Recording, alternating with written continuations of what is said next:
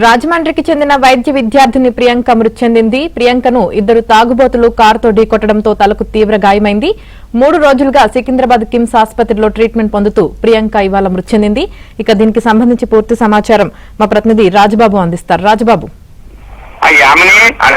ఈ నెల 3వ తారీఖున రాజమండ్రి ప్రసాదాదిత్య మాల్లో డాక్టర్ ప్రియాంక ప్రయాణిస్తున్న స్కూటీని వెనక నుంచి ఇద్దరు యువకులు మద్యం మత్తులో స్కూటీని వరుసగా 3 సార్లు ఢీకొట్టి ఏకంగా ఆమె తలపై నుంచి ఎక్కించి వేయడం జరిగింది. కారును గుద్దుకుంటూ వెళ్లిపోయారు.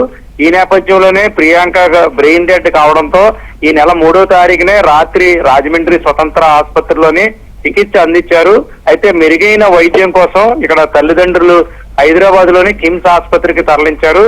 ఈ నెల 3వ తారీఖు నుంచి కూడా ఇప్పటి వరకు కూడా తనను ఎలా అయినా బతికించుకోవాలని తండ్రి వెంకటేష్ విశ్వ ప్రయత్నాలు చేశారు.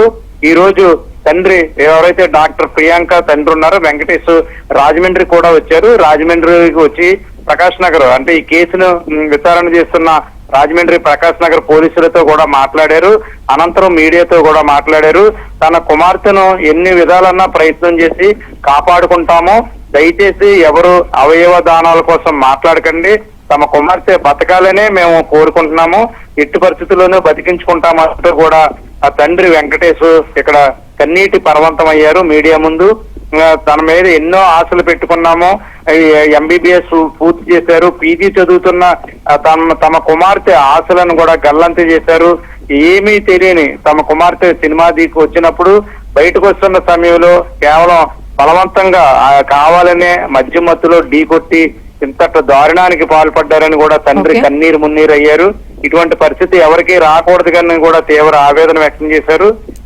రాష్ట్ర ప్రభుత్వం మానవీయ దృక్పథంతో స్పందించి తన కుమార్తెకు జరిగిన అన్యాయంపై నిందితులను కఠినంగా శిక్షించాలి, భవిష్యత్తులో ఇటువంటి సంఘటనలు పునరావృతం కాకుండా చూడాలని కూడా డాక్టర్ ప్రియాంక తండ్రి వెంకటేష్ తీవ్ర ఆవేదన వ్యక్తం చేస్తున్నారు. Yamini. Right, thank you Raju.